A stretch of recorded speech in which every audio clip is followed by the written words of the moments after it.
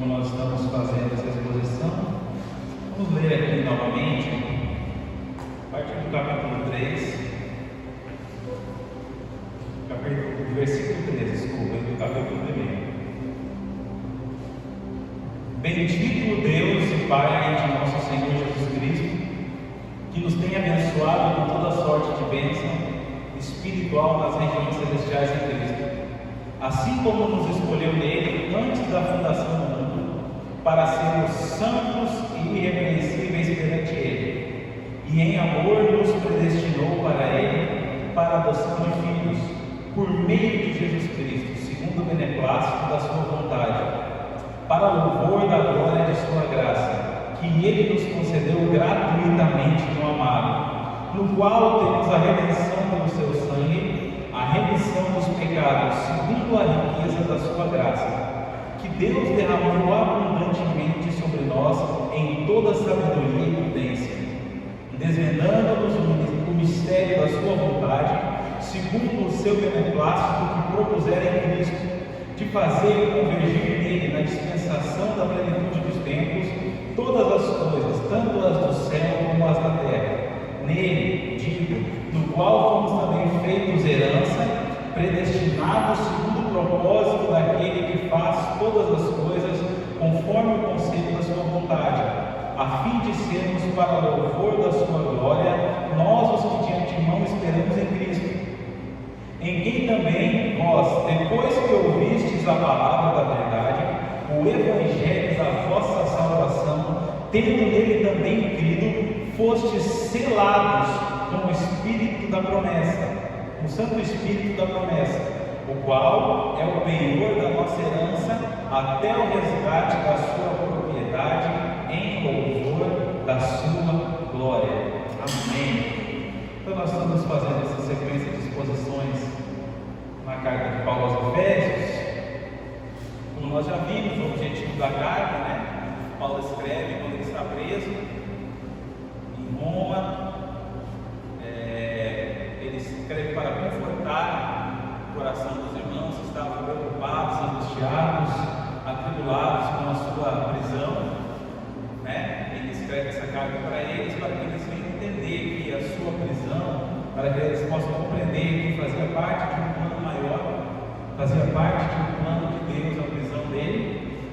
Então ele escreve essa carta também com o objetivo de mostrar à igreja o plano de Deus para a eleição da sua igreja, dos seus santos. E nós vimos já nos domingos passados a obra de Deus Pai, no projeto da eleição, está aqui no capítulo 4, né? Assim como nos escolheu nele antes da fundação do mundo, no 5, nos predestinou para ele para a adoção de filhos. Vimos também a obra do Filho, no outro domingo, no qual, no capítulo versículo 7, no qual temos a redenção pelo seu sangue, a remissão dos pecados, né? Nós vimos as bênçãos do Pai, as bênçãos do Filho, e hoje nós vamos ver as bênçãos do Espírito Santo, a obra do Espírito Santo na eleição da igreja, na elaboração da igreja, no plano de Deus. E nós vamos ver aqui quatro tópicos aqui. Por que ele é chamado de Espírito da promessa? Em que sentido ele é um selo? Quando este selo acontece? E quais os efeitos deste selo? Nós precisamos entender o que é o Espírito Santo e qual é a maneira que ele opera na igreja. Existe muita confusão acerca da pessoa e da obra do Espírito Santo no meio da igreja, principalmente pelo fato de alguns movimentos darem mais ênfase, né? Algumas dessas obras deixando de contemplar qual que é a real obra, a obra mais essencial, mais importante do Espírito Santo para a vida da igreja, para a vida dos eleitos que o Senhor escolheu, predestinou, salvou e redimiu. Você já ouviu muito sobre línguas, sobre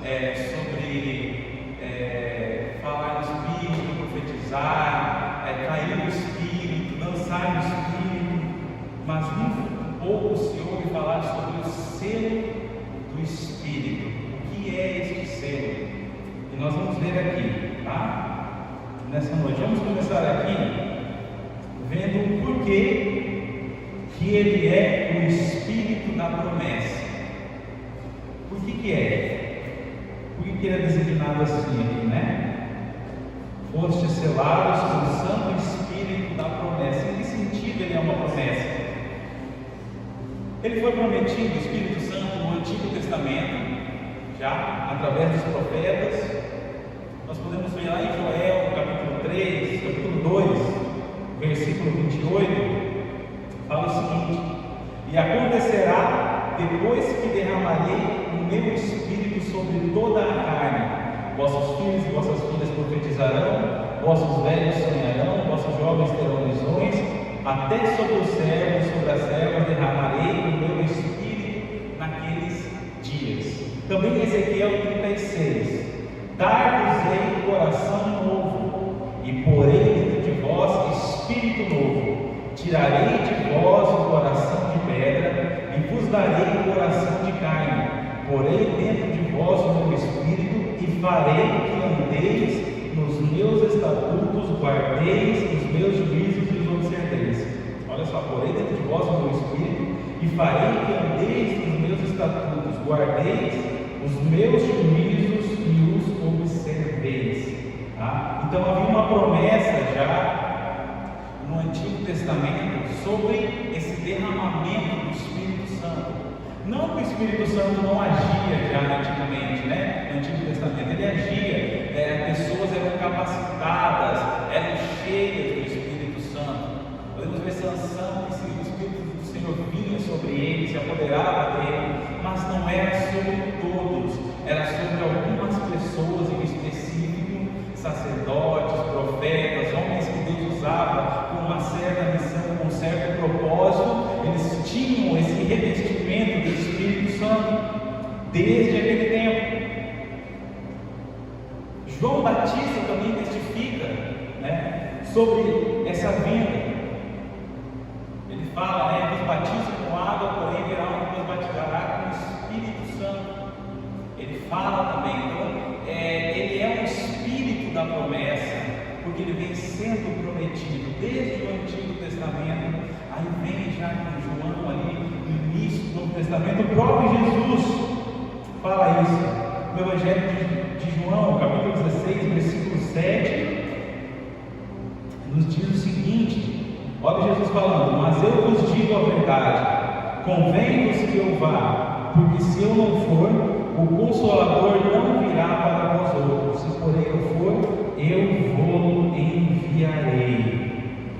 Então por isso que ele é chamado de o Espírito da promessa, porque ele vem através de promessas, vem sendo anunciado.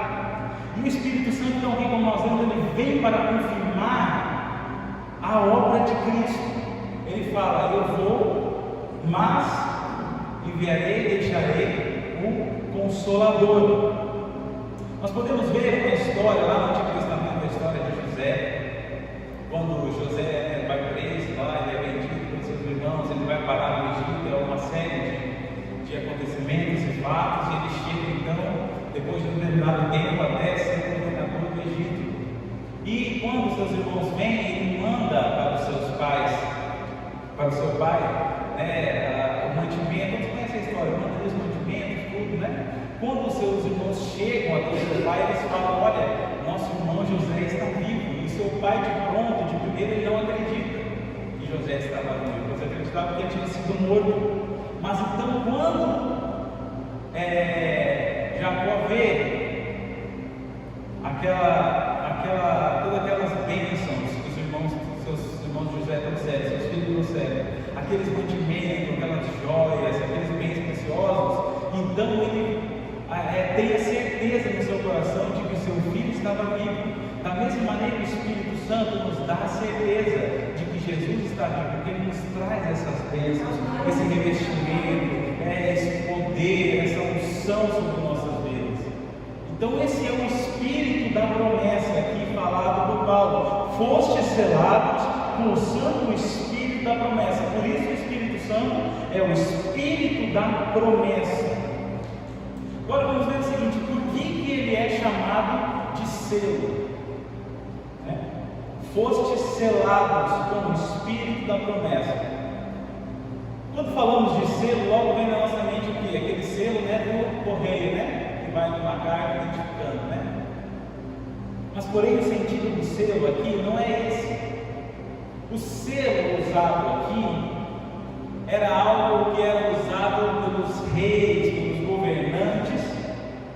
Era o seu anel, que ele era colocado em uma espécie de cera, que ficava derretido, então era lacrado, selado, uma carta, um édito real, alguma coisa do tipo, era selado com o selo do rei. É o que dava garantia a este selo. O próprio túmulo de Jesus foi selado por Pilatos quando Jesus é colocado no túmulo. Então os soldados aí falam: olha, eles vão roubar o corpo de Jesus para dizer que ele ressuscitou. Então Pilatos vai lá e sela aquele túmulo, mostrando que aquela é uma propriedade inviolável, não pode ser violada, está marcada com um selo real. Até antigamente, até mesmo os escravos eram marcados com selo para identificação. Então o selo é uma identificação, e ele significa o quê?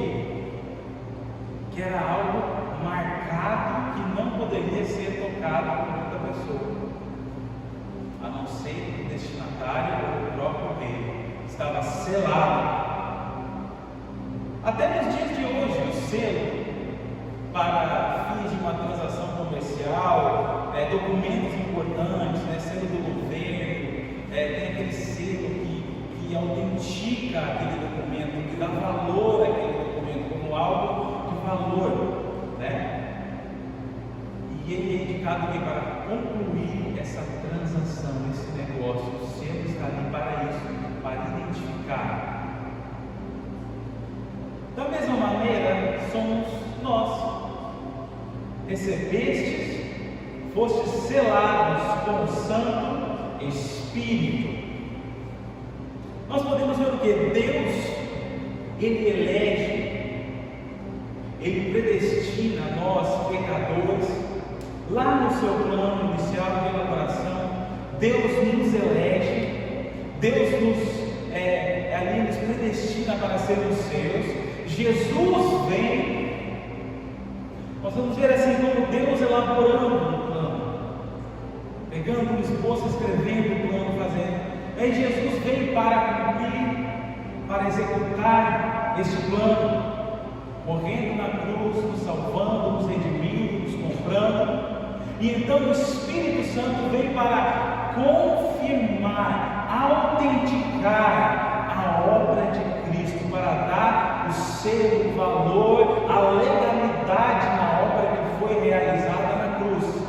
Este é o selo do Espírito. O selo nos torna o que? Invioláveis, ou seja, o diabo não pode quebrar esse selo. Maior é o que está em vós do que o que está no mundo. Por isso que o crente, o cristão verdadeiro, ele não pode muitas vezes até se endemoniar, ficar possesso por demônios, porque não pode ser tocado, não pode ser violado.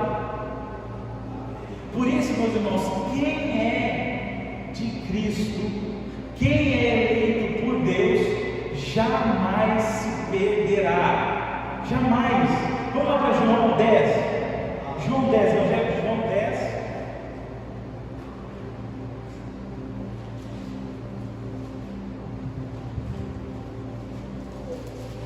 Vamos ver o que diz aqui.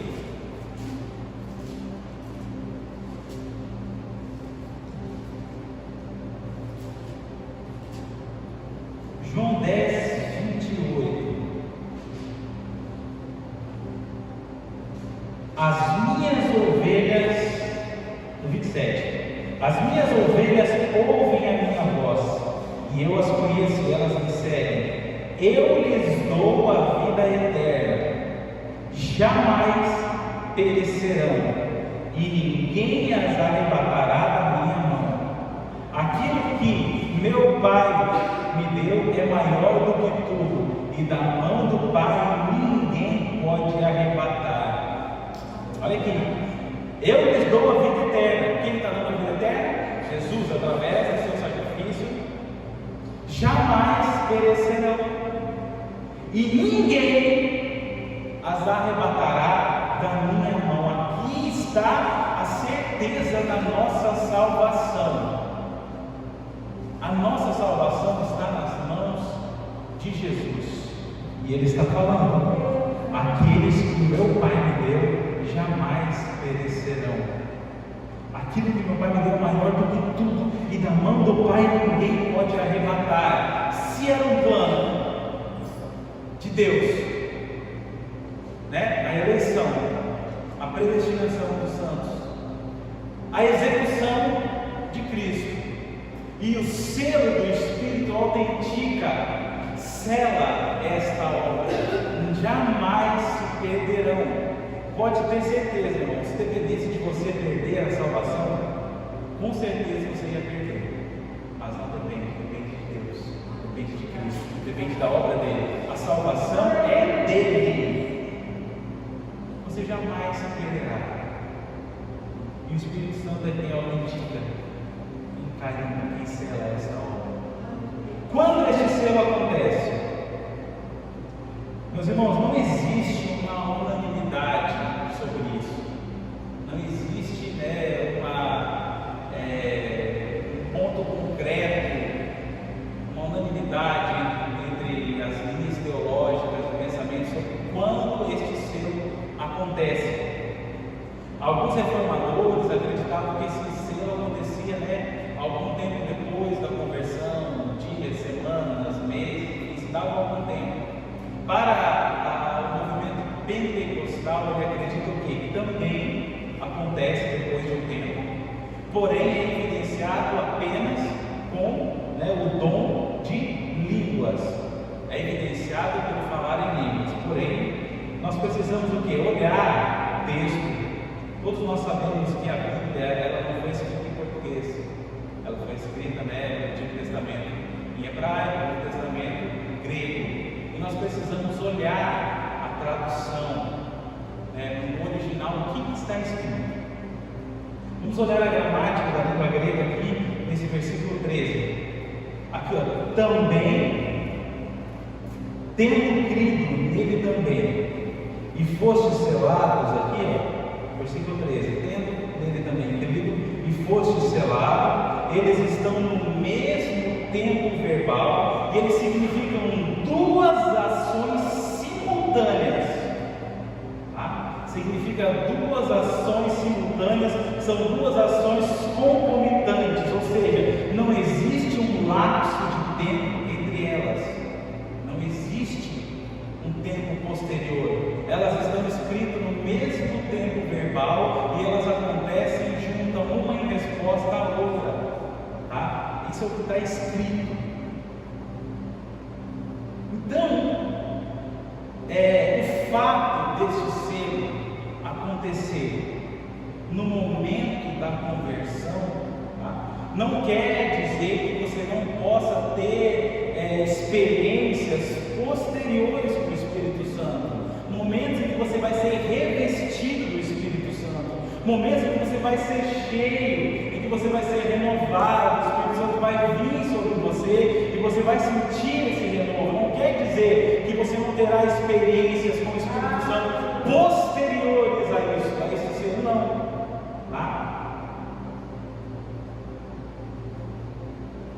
Olha aqui, quer ver uma coisa?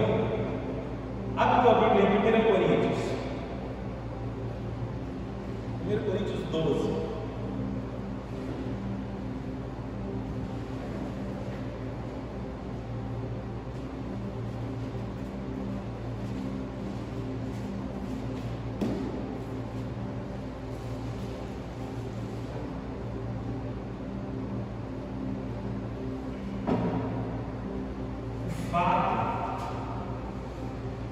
De você não falar em línguas não quer dizer que você não é selado batizado com o Espírito Santo. Nós vamos ver isso aqui agora. 1 Coríntios 12, versículo 13. Olha o que Paulo está falando aqui para a igreja. 13. 1 Coríntios 12, versículo 13. Pois em um só Espírito todos nós fomos batizados.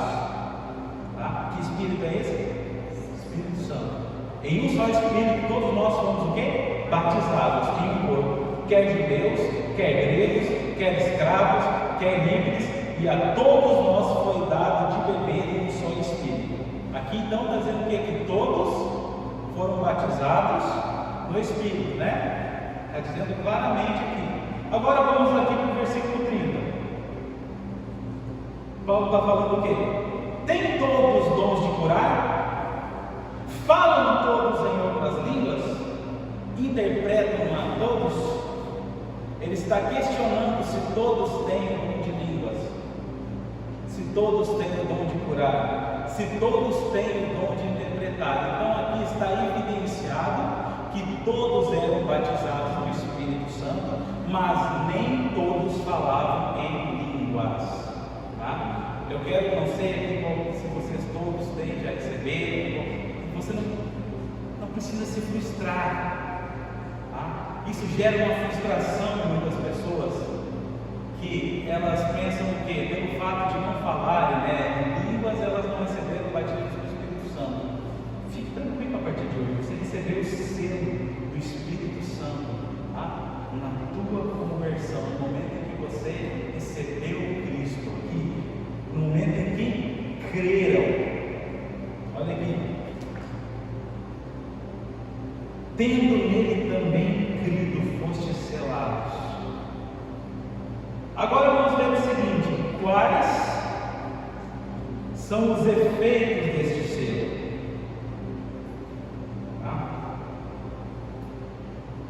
O Santo Espírito, o Espírito Santo, ele é quem nos dá o início do processo de santificação, dia após dia.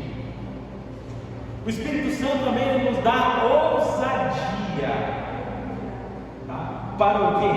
Para pregar, para anunciar o Evangelho. Pedro, lá em Atos, capítulo 2, 41, após ele ser cheio, após a descida do Espírito Santo, após ele ser cheio do Espírito Santo, ele se levanta ali e ele prega, e o seu primeiro sermão se converte cerca de 13.000 homens, 3.000 pessoas se convertem no seu primeiro sermão. Isso só foi possível por quê? Pelo revestimento do Espírito Santo, pelo poder do Espírito Santo. Até então a igreja de Jesus, ali eles estavam reunidos em Jerusalém, um número de 120. A partir da pregação de Pedro, cheio do Espírito Santo, impulsionado pelo Espírito Santo, ele prega o Cristo morto e ressuscitado, e tem um acréscimo naquela igreja de 3.000 almas, então 120 pula para 3.120. Esse era o poder do Espírito Santo que desceu sobre eles, deu poder para eles. Aí, 1 Coríntios 12, nós temos uma lista de dons concedidos pelo Espírito Santo: dom de cura, palavra de sabedoria, conhecimento, línguas, interpretação de línguas, profecia, visão, discernimento, etc. Porém, irmãos, a ênfase da igreja não deve ser nesses dons. O culto, ele não deve ser centrado, voltado para dons. O culto deve ser prestado a Deus. Nós vemos aqui prestar um culto a Deus.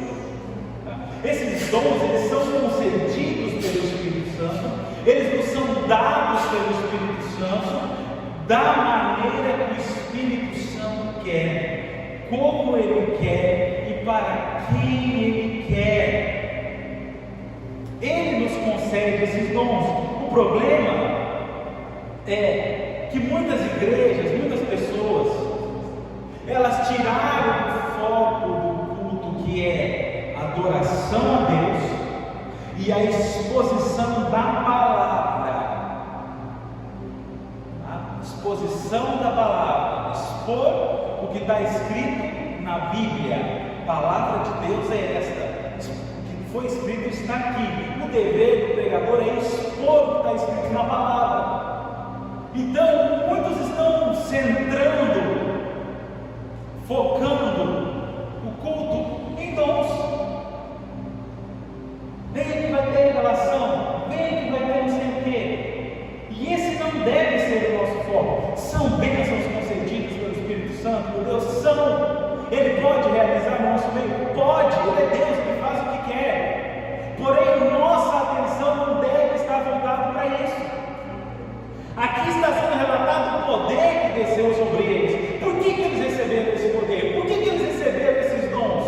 Porque eles precisavam desses dons como evidência para que todos crescem naquele período onde a igreja estava nascendo.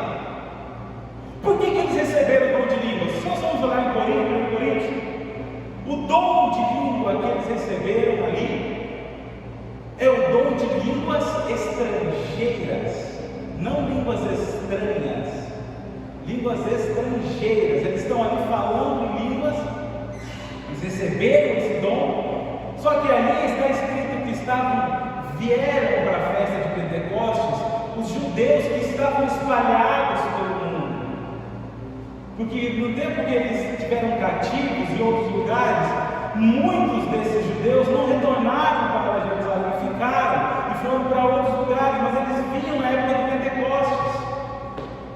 Isso aí passou anos, séculos. Então nasceram em outros lugares e vieram depois. E vieram ali, estavam pessoas. Vamos lá, vamos para Atos 2. Vamos ler aqui, é melhor.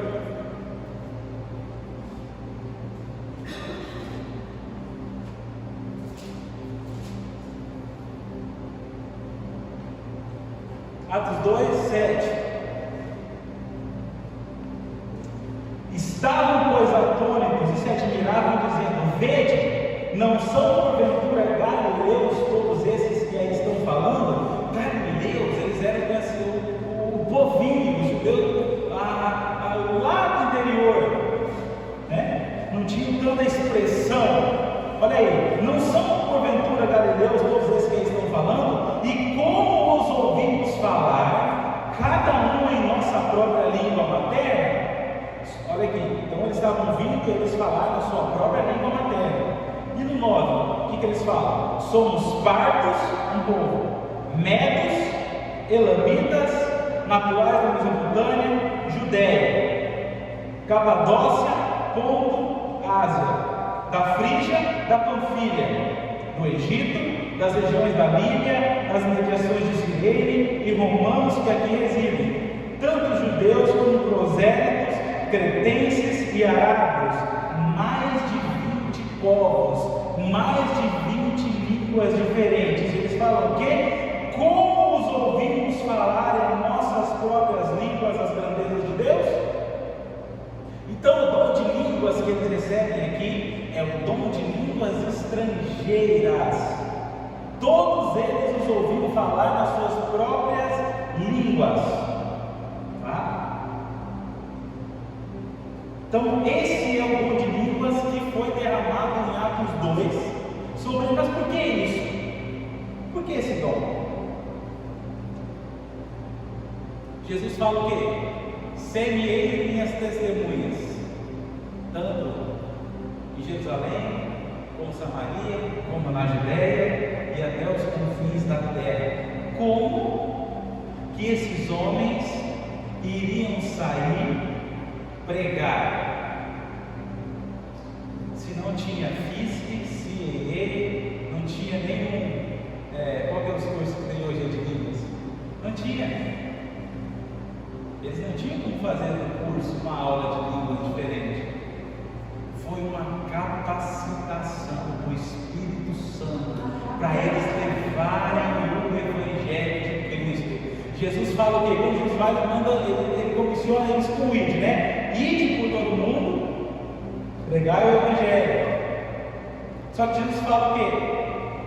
Ficai, portanto, em Jerusalém, até que do alto sejais revestidos de poder. Então Jesus manda eles ir, mas manda eles esperar, porque para eles precisavam ser revestidos de poder. E esse poder era o quê? Um revestimento do Espírito Santo sobre a vida deles, para eles operarem milagres, claro, também operaram muitos milagres, curas, profecias, sinais e prodígios, mas também o dom de línguas, para eles levar o Evangelho, a palavra. Tá?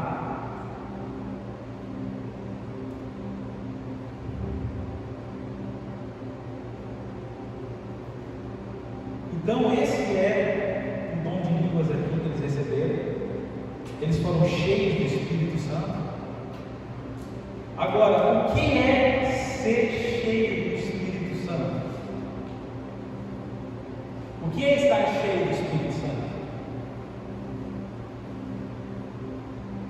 Muitos acreditam que ser cheio do Espírito Santo é aquela pessoa que mais fala em línguas, aquela pessoa que mais pula, aquela pessoa que mais tem visões, aquela pessoa que mais entrega profecias, aquela pessoa que pula, que salta. Não é essa a pessoa que está mais cheia do Espírito Santo. Isso não é a evidência de alguém que está cheio do Espírito Santo. Quando o Espírito Santo desce sobre nós com revestimento, nós somos abalados, a nossa estrutura é abalada, nossas emoções extravasam. Mas, porém, não é a evidência do Espírito Santo essa pessoa que está ali pulando e falando em mim. Não é essa a maior evidência. Vamos ver primeiro qual que é a principal função do Espírito Santo. É o que? Lá em João 16:8 é o que? Convencer o homem do pecado e do juízo. Ele tira da justiça e do juízo. Então ele convence o homem do seu pecado através do que? Da justiça e do juízo. João 16:8. Essa é a principal função. Ninguém pode dizer que tem o Espírito Santo, que tem uma vida cheia do Espírito Santo, tá? E não viver uma vida de santidade. Você quer saber se alguém tem o Espírito Santo? Vamos para Gálatas 5:22. Gálatas capítulo 5, versículo 22. Mas o fruto do Espírito é amor, alegria, paz, longanimidade, benignidade, bondade, fidelidade, mansidão, domínio próprio. Contra estas coisas não há lei. Gálatas 5:22. Quer saber se uma pessoa está cheia do Espírito Santo? Deus é o quê? Deus é santo. Deus é o quê? Deus é justo. O Espírito Santo é o quê? O Espírito Santo é Deus. Ou seja, a pessoa está cheia do Espírito Santo, mas vive mentindo. A pessoa está cheia do Espírito Santo, mas vive em adultério. A pessoa está cheia do Espírito Santo, mas vive enganando os outros. A pessoa está cheia do Espírito Santo, mas vive agindo no mundo, da maneira se vestindo como o mundo se veste, se portando como o mundo se porta, agindo da maneira como o mundo age. Ela está cheia do Espírito assim? Essa é uma pessoa cheia do Espírito? A pessoa está cheia do Espírito Santo, mas vive no pecado, vive pecando contra Deus.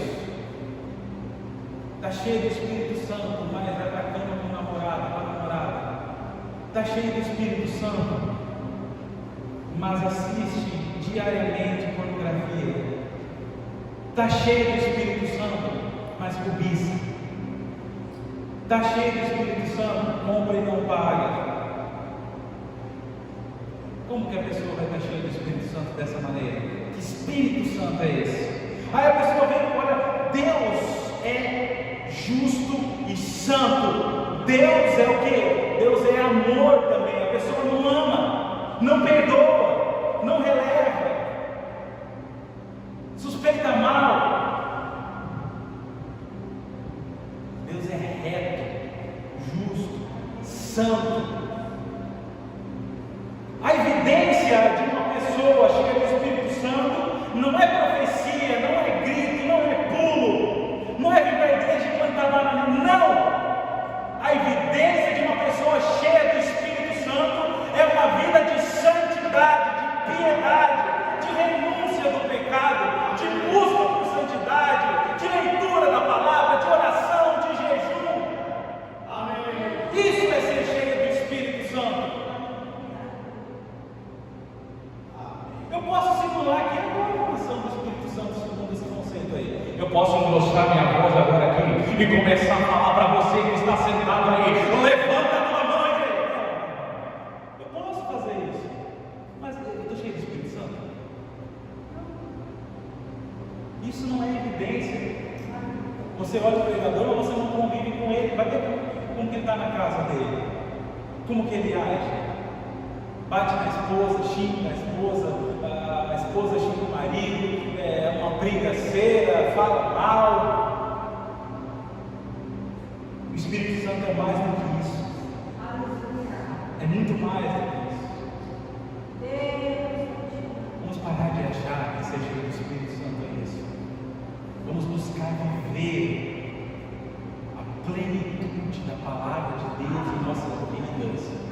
Analisar o que está escrito na palavra, seguir o mandamento bíblico da palavra. Deus disse o quê? Nos tirarei esse coração de pedra e colocarei um coração de carne. Nunca a pessoa vai ser cheia do Espírito Santo com um coração de pedra, empedernido, duro, que não é contrito, que não se quebranta, que não tem amor, que não tem perdão, que não tem santidade. Essa é a evidência do Espírito Santo na vida de alguém. É isso que nós devemos procurar. Ser cheios do Espírito Santo. Lá nos conselhos, Paulo fala o quê? Não vos embriagueis com vinho de a contenda, mas enchei-vos do quê? Do Espírito Santo. Ah, pastor, é pecado beber, mas também está dizendo que é pecado não ser cheio do Espírito Santo. Mas o quê? Não vos embriagueis com vinho.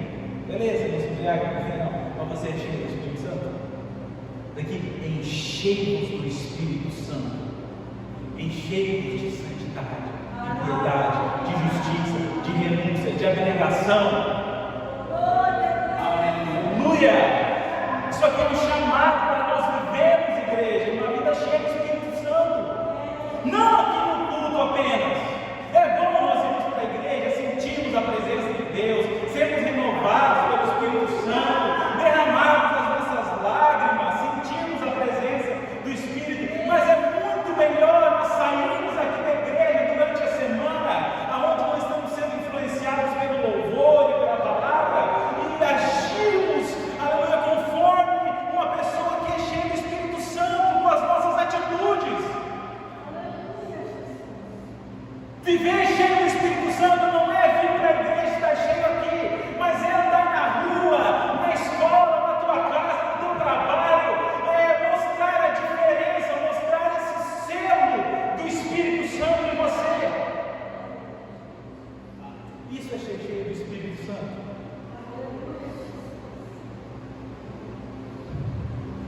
Versículo 14 de Efésios. Está falando então, fossem selados com o Espírito da promessa. E no 14, o qual é o penhor da nossa herança, até ao resgate da sua propriedade, em louvor de sua glória. O que é o penhor?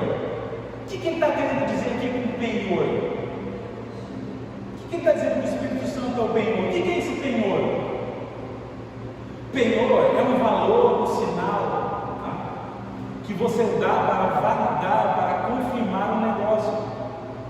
Por exemplo, mas Sandra, vamos comprar o seu restaurante, tá? Ah, mas o senhor tem que me dar um sinal primeiro que o senhor vai comprar. Tá bom, vou te dar 10% do valor. Pode ser? Pode ser. Vou botar aqui 10%. Esse é o sinal. Muito pouco? 11. Este é o valor. Esse é o penhor que eu estou te dando como sinal que eu vou fechar esse negócio, concluir esse negócio com você. Esse penhor, ele pode ser retirado? Não. Quando você dá esse penhor, nas cláusulas do contrato está ali redigido, escrito que você não pode desistir do negócio, você vai perder esse valor, esse penhor. Então está falando o que aqui? Que o Espírito Santo, ele é o penhor da nossa herança. Aleluia, Jesus. Então nós fomos selados com esse Espírito, Deus nos deu ele como penhor. Isso é um sinal o quê? Olha aqui, esse é o penhor, tá? Até o resgate da sua propriedade, que somos nós que fomos eleitos, fomos nós que fomos predestinados nele. Então essa é a garantia que nós temos, igreja. Essa é a nossa garantia, esse selo do Espírito Santo, ao qual ele é um penhor que foi dado por Deus, como prova de que ele virá nos resgatar, que ele virá nos buscar, pois nós somos a sua herança. Aqui você vê aqui, ó, falando que é herança, né? Tá, versículo, deixa eu só achar aqui.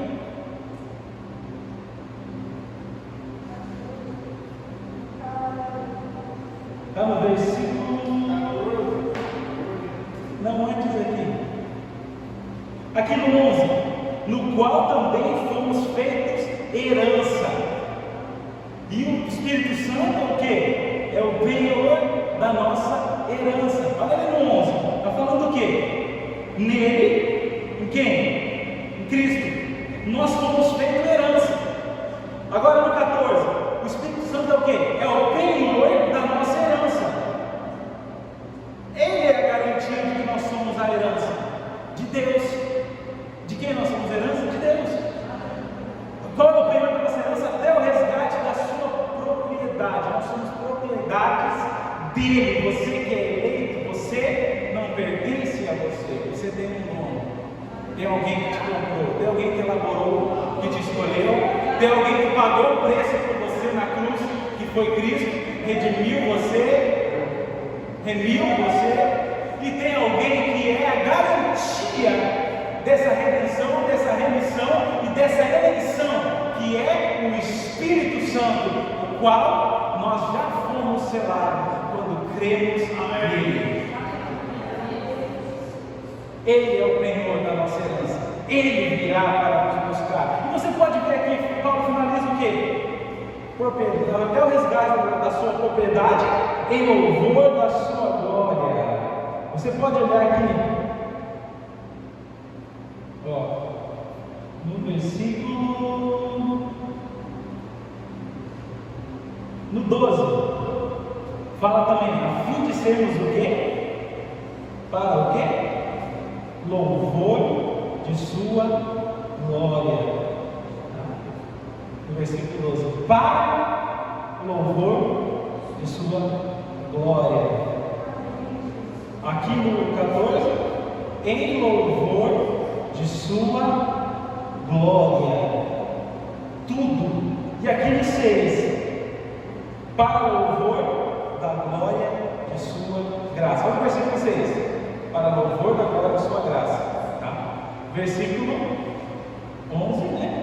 12, a fim de sermos para louvor da sua glória. E no 14, em louvor da sua glória. A razão de Deus ter nos feito, nos elegido, nos eleito, de Cristo ter nos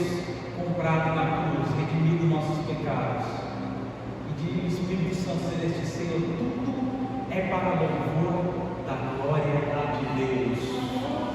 Eu vejo ouvindo falar que nós somos criados para dominar. O homem foi criado para dominar a terra, para governar a terra, e não sei o que. O homem foi criado para prosperar. Não. O homem foi criado, sabe para quê?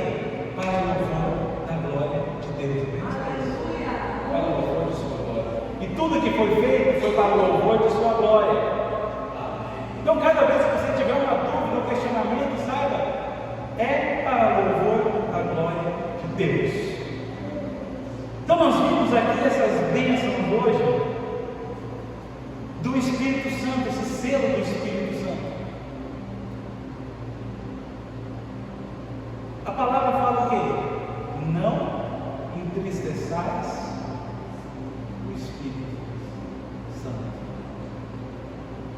Talvez você, como que eu posso entristecer o Espírito Santo? Vivendo uma vida de pecado, vivendo uma vida de injustiça, vivendo uma vida de erros, essa é a maneira que nós entristecemos o Espírito Santo. Por isso que tem muito crente na igreja que não está tendo força para vencer o pecado, lutas, dificuldades, porque tem entristecido o Espírito Santo. Se você tem praticado alguma coisa errada, cometido algum pecado e entristecido o Espírito Santo, nessa noite estamos expondo aqui sobre o Espírito Santo. Eu vou te convidar para ficar nesse lugar de pé e você vai orar. Você vai orar e falar com Deus. Você vai pedir para o Espírito Santo essa capacitação, esta força, esta autoridade para vencer o mundo, para vencer o pecado. Foste selados no Espírito Santo. Eu quero que você tenha paz no teu coração, que você aquiete a tua alma, te aquiete o teu espírito. Tenha paz nessas promessas. Tenha paz, porque você foi comprado. Você não pode ser perdido, mas você não pode viver uma vida de pecado. Amém. Nós somos eleitos o quê? Aqui que falamos já para sermos o quê? Santos e irrepreensíveis. Você foi eleito para ser santo. Amém. Não viva uma vida atolada no pecado. Não viva uma vida no erro, sempre procrastinando as coisas. Amanhã eu paro de fazer isso. Um dia eu vou parar de falar isso. Um dia eu vou parar de ser assim. Um dia eu vou parar de agir dessa maneira. Um dia eu coloco minhas coisas na vida em dia. Um dia eu arrumo isso. Não, eu sei que eu tenho que fazer assim. Daqui a pouco eu faço. Não entristeçais o Espírito Santo. Amém. No grande dia só vai ter 2 tipos de pessoas quando Jesus voltar: os que têm o Espírito Santo e os que não têm o Espírito Santo, os que foram selados e os que não foram selados. É sério, igreja. Nós precisamos viver uma vida de santidade. Talvez você fale assim: poxa vida, mas eu tenho feito tanta coisa errada, será que eu sou salvo? Eu quero ser salvo, eu quero. Isso já demonstra que você é um salvo. Porque você quer, porque você deseja, você não tem prazer no pecado, não tem prazer nas coisas erradas, você não se deleita, não se delicia no pecado. Quando você erra, quando você peca, você sente tristeza por aquele pecado, sente angústia por ter cometido tal ato, por ter feito tal coisa. Você não se sente bem, não se sente confortável com isso. Essa é a maior prova de que você tem o Senhor, de que você foi eleito e que você foi selado. Vamos orar e falar com Deus agora. Pai querido, Pai amado, oh Senhor, na tua presença estamos aqui nesta noite. Ah, Senhor, nós sabemos que Teu Espírito está disponível para nós. Sabemos que o Senhor nos escolheu, nos elegeu desde a fundação do mundo. Que o Senhor enviou o Teu Filho para morrer na cruz, para redimir os nossos pecados, para limpar, pagar a nossa dívida. E sabemos que o Senhor mandou o Teu Espírito para